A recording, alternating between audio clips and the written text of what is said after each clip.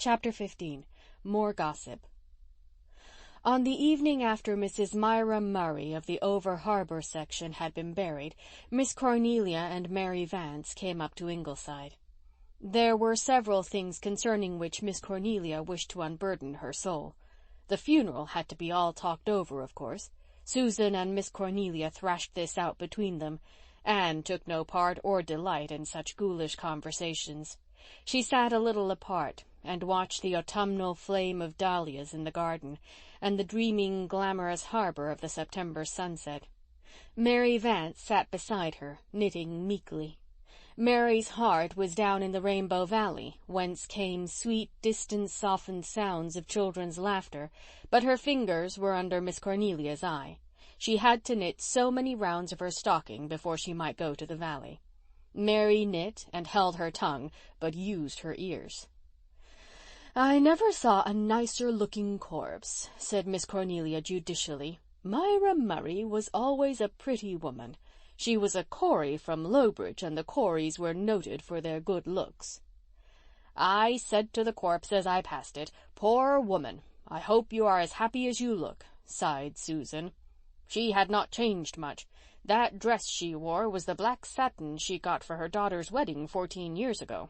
Her aunt told her then to keep it for her funeral, but Myra laughed and said, 'I may wear it to my funeral, Auntie, but I will have a good time out of it first.' And I may say she did. Myra Murray was not a woman to attend her own funeral before she died. Many a time afterwards, when I saw her enjoying herself out in company, I thought to myself, 'You are a handsome woman, Myra Murray, and that dress becomes you, but it will likely be your shroud at last.' And you see my words have come true, Mrs. Marshall Elliott." Susan sighed again heavily. She was enjoying herself hugely. A funeral was really a delightful subject of conversation. "I always liked to meet Myra," said Miss Cornelia. "She was always so gay and cheerful. She made you feel better just by her handshake. Myra always made the best of things." "That is true," asserted Susan. "Her sister-in-law told me that when the doctor told her at last he could do nothing for her and she would never rise from that bed again, Myra said quite cheerfully, 'Well, if that is so, I'm thankful the preserving is all done, and I will not have to face the fall house-cleaning. I always liked house-cleaning in the spring,' she says, 'but I always hated it in the fall. I will get clear of it this year, thank goodness.' There are people who would call that levity, Mrs. Marshall Elliott, and I think her sister-in-law was a little ashamed of it. She said perhaps her sickness had made Myra a little light-headed. But I said, 'No, Mrs. Murray, do not worry over it. It was just Myra's way of looking at the bright side.'" "Her sister Luella was just the opposite," said Miss Cornelia. "There was no bright side for Luella. There was just black and shades of gray. For years she used always to be declaring she was going to die in a week or so. 'I won't be here to burden you long,' she would tell her family with a groan. And if any of them ventured to talk about their little future plans, she'd groan also and say, 'Ah, I won't be here then.' When I went to see her I always agreed with her, and it made her so mad she was always quite a lot better for several days afterwards. She has better health now, but no more cheerfulness. Myra was so different. She was always doing or saying something to make someone feel good. Perhaps the men they married had something to do with it. Luella's man was a Tartar, believe me, while Jim Murray was decent as men go. He looked heartbroken today. It isn't often I feel sorry for a man at his wife's funeral, but I did feel for Jim Murray." "No wonder he looked sad. He will not get a wife like Myra again in a hurry," said Susan. "Maybe he will not try, since his children are all grown up and Mirabel is able to keep house. But there is no predicting what a widower may or may not do, and I, for one, will not try." "We'll miss Myra terrible in church," said Miss Cornelia. "She was such a worker. Nothing ever stumped her. If she couldn't get over a difficulty, she'd get around it. And if she couldn't get around it, she'd pretend it wasn't there. And generally it wasn't. 'I'll keep a stiff upper lip to my journey's end,' she said to me once. Well, she has ended her journey." "Do you think so?" asked Anne suddenly, coming back from dreamland. "I can't picture her journey as being ended. Can you think of her sitting down and folding her hands, that eager asking spirit of hers with its fine adventurous outlook? No, I think in death she just opened a gate and went through, on, to new shining adventures. Maybe, assented Miss Cornelia. Do you know, Anne dearie, I never was much taken with this everlasting rest doctrine myself, though I hope it isn't heresy to say so. I want to bustle round in heaven the same as here, and I hope there'll be a celestial substitute for pies and doughnuts, something that has to be made. Of course, one does get awful tired at times, and the older you are, the tireder you get, but the very tiredest could get rested in something short of eternity, you'd think, except perhaps a lazy man.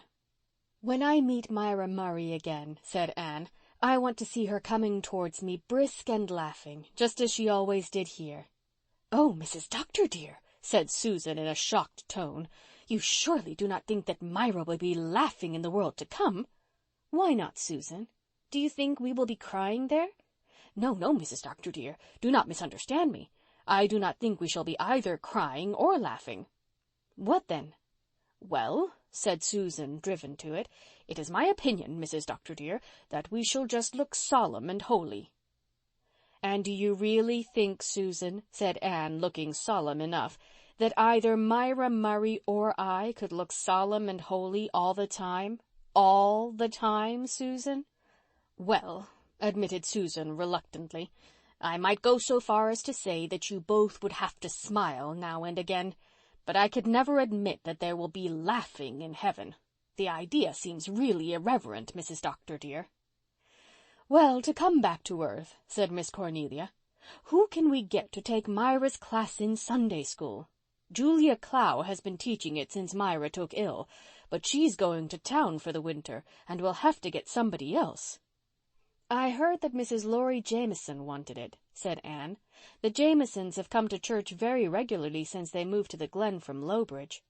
New brooms, said Miss Cornelia dubiously. Wait till they've gone regularly for a year. You cannot depend on Mrs. Jameson a bit, Mrs. Dr. dear, said Susan solemnly. She died once, and when they were measuring her for her coffin, after laying her out just beautiful, did she not go and come back to life? Now, Mrs. Dr. dear, you know you cannot depend on a woman like that. She might turn Methodist at any moment, said Miss Cornelia. They tell me they went to the Methodist church at Lowbridge quite as often as to the Presbyterian. I haven't caught them at it here yet, but I would not approve of taking Mrs. Jameson into the Sunday school. Yet we must not offend them. We are losing too many people by death or bad temper. Mrs. Alec Davis has left the church, no one knows why. She told the managers that she would never pay another cent to Mr. Meredith's salary. Of course, most people say that the children offended her, but somehow I don't think so. I tried to pump Faith, but all I could get out of her was that Mrs. Davis had come, seemingly in high good humour, to see her father, and had left in an awful rage, calling them all varmints. Varmints, indeed, said Susan furiously. Does Mrs. Alec Davis forget that her uncle on her mother's side was suspected of poisoning his wife? Not that it was ever proved, Mrs. Dr. dear, and it does not do to believe all you hear. But if I had an uncle whose wife died without any satisfactory reason, I would not go about the country calling innocent children varmints. The point is, said Miss Cornelia, that Mrs. Davis paid a large subscription, and how its loss is going to be made up is a problem. And if she turns the other Douglases against Mr. Meredith, as she will certainly try to do, he will just have to go. I do not think Mrs. Alec Davis is very well liked by the rest of the clan, said Susan. It is not likely she will be able to influence them. But those Douglases all hang together so. If you touch one, you touch all. We can't do without them, so much is certain. They pay half the salary. They are not mean, whatever else may be said of them. Norman Douglas used to give 100 a year long ago before he left. What did he leave for? Asked Anne. He declared a member of the session cheated him in a cow deal. He hasn't come to church for 20 years. His wife used to come regular while she was alive, poor thing, but he would never let her pay anything, except 1 red cent every Sunday. She felt dreadfully humiliated. I don't know that he was any too good a husband to her, though she was never heard to complain, but she always had a cowed look. Norman Douglas didn't get the woman he wanted 30 years ago, and the Douglases never liked to put up with second best. Who was the woman he did want? Ellen West. They weren't engaged exactly, I believe, but they went about together for 2 years. And then they just broke off. Nobody ever knew why. Just some silly quarrel, I suppose. And Norman went and married Hester Reese before his temper had time to cool. Married her just to spite Ellen, I haven't a doubt, so like a man. Hester was a nice little thing, but she never had much spirit, and he broke what little she had. She was too meek for Norman. He needed a woman who could stand up to him. Ellen would have kept him in fine order, and he would have liked her all the better for it. He despised Hester, that is the truth, just because she always gave in to him. I used to hear him say many a time, long ago when he was a young fella, "Give me a spunky woman, spunk for me every time." And then he went and married a girl who couldn't say boo to a goose, man-like. That family of Reeses were just vegetables. They went through the motions of living, but they didn't live. "Russell Reese used his first wife's wedding ring to marry his second," said Susan reminiscently. "That was too economical, in my opinion, Mrs. Doctor, dear. And his brother John has his own tombstone put up in the Over-Harbour graveyard with everything on it but the date of death, and he goes and looks at it every Sunday. Most folks would not consider that much fun, but it is plain he does. People do have such different ideas of enjoyment. As for Norman Douglas, he is a perfect heathen. When the last minister asked him why he never went to church, he said, 'Too many ugly women down there, parson, too many ugly women.' I should like to go to such a man, Mrs. Doctor dear, and say to him solemnly, 'There is a hell.'" "Oh, Norman doesn't believe there is such a place," said Miss Cornelia. "I hope he'll find out his mistake when he comes to die.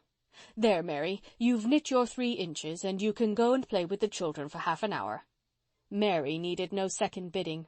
She flew to Rainbow Valley with a heart as light as her heels, and in the course of conversation told Faith Meredith all about Mrs. Alec Davis.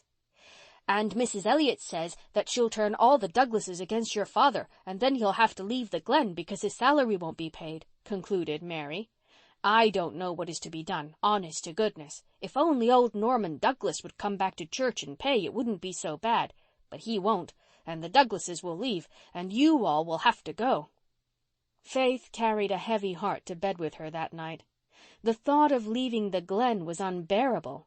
Nowhere else in the world were there such chums as the Blythes. Her little heart had been wrung when they had left Maywater. She had shed many bitter tears when she parted with Maywater chums and the old manse there where her mother had lived and died. She could not contemplate calmly the thought of such another and harder wrench. She couldn't leave Glen St. Mary and dear Rainbow Valley and that delicious graveyard. "It's awful to be minister's family," groaned Faith into her pillow. "Just as soon as you get fond of a place, you're torn up by the roots. I'll never, never, never marry a minister, no matter how nice he is." Faith sat up in bed and looked out of the little vine-hung window. The night was very still, the silence broken only by Una's soft breathing. Faith felt terribly alone in the world. She could see Glen St. Mary lying under the starry blue meadows of the autumn night. Over the valley a light shone from the girl's room at Ingleside, and another from Walter's room. Faith wondered if poor Walter had toothache again. Then she sighed, with a little passing sigh of envy of Nan and Di. They had a mother and a settled home. They were not at the mercy of people who got angry without any reason and called you a varmint. Away beyond the glen, amid fields that were very quiet with sleep, another light was burning. Faith knew it shone in the house where Norman Douglas lived. He was reputed to sit up all hours of the night reading. Mary had said if he could only be induced to return to the church, all would be well. And why not? Faith looked at a big, low star hanging over the tall, pointed spruce at the gate of the Methodist church and had an inspiration. She knew what ought to be done, and she, Faith Meredith, would do it. She would make everything right. With a sigh of satisfaction, she turned from the lonely, dark world and cuddled down beside Una. End of chapter 15.